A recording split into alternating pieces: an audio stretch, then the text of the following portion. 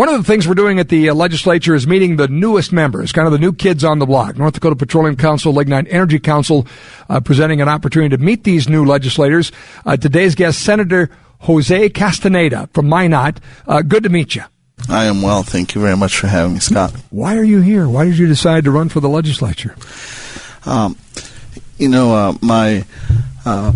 President Karen Kresbaugh, she did such an amazing job representing the community, and she decided to retire. And I just thought that I can definitely give it a shot and see if we could, if I could be as good as she was representing the community. And so I'm pretty excited to be here. You're the personification of a citizen legislator because you're a busy man, got a big family, got a career. Talk a little bit about your story, and I know you've served in the military. You're a veteran. You've done a lot. So just tell us a little bit about your story. A little bit of my story. When I was born in Mexico City, when I was 7, my family, my mom, my dad, my brother, and I, we immigrated to the U.S. Grew up in Tucson, and I've always wanted to fly airplanes. That's always been my dream. And so I had the great opportunity to go attend the U.S. Air Force Academy and become a pilot. And then, as a pilot, I was lucky enough to fly the B-52, which landed me in Minot, North Dakota. Once again, stayed in North Dakota from 2008 to 2020 with a short little stint, 2.5 years at the Pentagon from 14 to 16.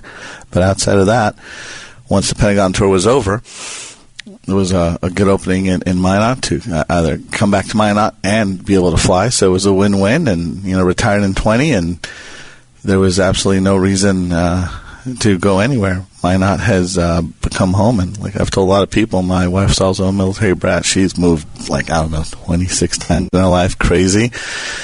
And Minot has been the longest place we've ever lived in, either of us. So it has most definitely become home. And so being able to run for the legislature and represent the wonderful people of Minot is as much as home is ever going to be. And you have a big, beautiful family. You've 8 kids? We do. 8 kids. They're all mostly grown now. The youngest are in 10th and 11th grade. And, the rest of them are off on their way. So we're doing all right. What is your day job now? My day job, I still fly. So I fly for, I do medevac. I fly for Executive Air, and which is based right here out of Bismarck. They partner with Trinity, and so 90% of my time is spent, in Minot. I fly right out of the airport with Trinity, and I fly the fixed wing. People ask me, "Oh, are you flying the big blue helicopter we're flying around?" Same hangar, same company, but no, I fly the fixed wing. You never see me. They bring the patients right up to the airplane to the airport, and we get them anywhere. And sometimes we go pick them up other places, bring them to Minot, bring them to Fargo, bring them to Bismarck. Sometimes cities, as far as Rochester at times. But you're not flying as much when you're in the legislature, given the amount of time here, so it comes at some personal sacrifice. It does, like it always does. But hey, this weekend going back, I am gonna fly. Well, I don't know if I'm going to fly, but I'm on call Saturday and Sunday. So if we get a call this Saturday and Sunday, I'll be able to get hopefully a flight in. But you just never know, and so I'm looking forward to that. And quite the story to go from a B-52 pilot, obviously a big part of the deterrence in protecting the United States of America, to now protecting lives. It is, yes. Yeah, so I would argue we're protecting lives before, just in a different way. True, exactly right, yeah. Fascinating story. So did you come in with any key priorities? What did the people of Minot send you here to do, do you believe? What's your mission in the legislature? I mean, unfortunately, it's not going to be anything new or novel. Door knocking, my running partners, Representative Belinsky and Matt Ruby, I think we probably hit pushing about 90% of all the doors in our district. And that was great, because that's really where you get to hear what is it that people need, what do they want, what are their fears, what are their goals. And like we've heard in many places across the state, it's just property tax relief. So property tax relief was the thing that we heard over and over and over and over again. And there are a number of different proposals. The governor's proposals kind of come out of the chute. That's turned into a bill over on the House side.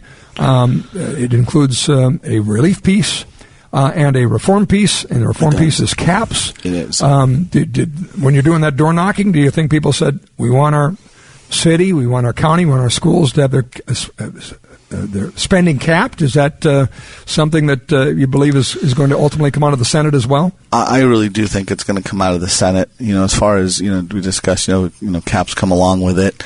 As I was door knocking, some people didn't. I'd say with most people, it didn't really come up. They just wanted good, solid relief. But the reality too is that I think if at any given point, the money's going to come out of somewhere to pay for city services. And if it continues to increase, well, then we'll just have to continue to increase to pay more, and there has to be a cutoff. So I definitely believe that if we're going to wrap our hands around this, there have to be caps. You can't do it without caps. But to your other question, do I think that whatever comes out of the House goes to the Senate? Will caps hold? For now, I think they will. I don't see why they wouldn't. I was in a Senate committee, a hearing of the Appropriations Committee subcommittee yesterday with Senator Ron Sorbeck, one of your colleagues, and there was a proposal in there from the Oil and Gas Research Council for taking the current $16 million in research for that industry up by an additional $60 million, which sounds like a lot, but actually is just a few days of what actually comes in from the industry every day in the tax coffers. I think it's like $5 million a day pours into North Dakota in oil revenue to the state. So, you take a few days of that, you take it from 16 to 60 million. The idea being that you get that matched from industry, and now you have $120 million in new dollars that are going into enhanced oil recovery, which they argue would speed up when North Dakota would be able to take advantage of that. Happens, two wins out of that, if you will. You attract more of the investment of these industries, so there's more drilling here, and then obviously you also have an increase in the amount of oil you're generating and revenue. Do you connect those two in the way of, hey, we need to do property tax relief, and that's a price tag, we want to sustain that, but we also better do more to bring in revenue and use these new technologies going forward? I think, there's, as they would say, a lot to unpack there, lots of different points of view I have about that. Of course, the fact that we have been very blessed here in North Dakota to have the oil revenue that we have, I think is what it's going to allow to have, any of these property tax bills that you see, they all differ in some way, but at the end of the day, the fact that we have this oil revenue helps at the end of the day give tax relief to North Dakotans, because the cost of government as it stands now is what it is. Municipal, state, you've got to pay for what we pay unless we're going to have some serious cuts. So that is very, very important. And it definitely does connect. The amount that we get, a third of our budget comes from oil revenues, or not really the oil revenues, but let's say the tax that we put on oil revenues, right? At the end of the day, everything's a tax. And then you talk about, putting $60 million, into research. We have to remember that those $60 million are still taxpayer dollars. You could argue, well, do they come directly from taxpayer? Do they come from the oil? Are we just using oil money to put it back in and increase our revenues? But I still think that we have to treat all government money as we would our own. So if I came up to you and I say, hey, Scott, you have an extra $60 million laying around, would you invest it in this? Here's the rate of return, here's what I think is going to happen, here's how I think we're going to get our money back, et cetera, et cetera, et cetera, you would take a very hard look at it and you'd be like, do I really want to put money in, whether it's oil or absolutely any business. So I do believe at the end of the day, any money that we put into anything else that is a basic service or for the state of North Dakota, if we are investing taxpayer dollars, we have to be very, very careful about how we invest that money to ensure that the return on investment, there's a high chance. Anytime you invest, of course, there's a chance you're going to lose money. It's no different than whenever you have, any sort of fund, mutual fund. You're trusting that investor is going to do the best with your money and give you the rate of return he promises. So when it comes to saying, let's throw $60 million at something, whether it's $1 or $60 million, my question is just let's make sure that the rate of return is going to be worthwhile for my constituents and all the citizens of North Dakota. Yeah, and do you think if we went up and down the District 40 and talked to the constituents, they'd have a pretty good sense of the importance of the energy industry in generating those dollars, so you can make those decisions of where the good investment are? Do we take it for granted in North Dakota? Our lignite industry, you drive up and down, and see that powering away at those great coal plants, providing low cost, affordable energy. Obviously, the most of the oil activity is west of you, but there's a lot of the workforce that reside in Minot. You think there's a good understanding of the importance of that industry among the taxpayers? Oh, I definitely think there is. I mean, as far as taking it for granted, I think sometimes it's just being here so long. It's not that you take it for granted. It just becomes ubiquitous. It becomes, hey, this is part of daily life. You don't really think about it. But I definitely did not run into anybody who did not understand. I mean, some they know, okay, how much of the revenue comes in. They might not know the exact numbers. They might not know it's a third. Some thought maybe it was half, a quarter.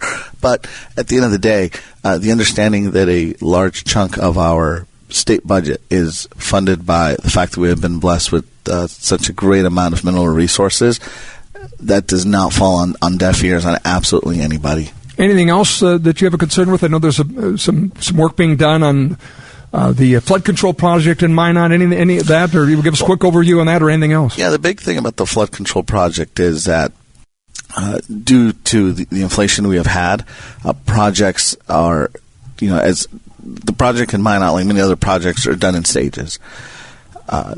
Every stage was priced out and was given a nominal inflation number, but the near record inflation that we have had, roughly in the past 4 years, have made it that as we get these later stages, the prices have gone up tremendously. It's very difficult to find a contractor to do it for much, much less. So right now the goal is definitely going to be to find out a way to continue the project, and it's just going to have to cost more. And one of the ideas is to just throw the money at it now, be done, pay for it instead of stretch it out, because we're just going to pay for more expensive dollars 2, 3, 4 years from now. Senator Jose Castaneda from Minot, one of the newer legislators here. Love the conversation. More next.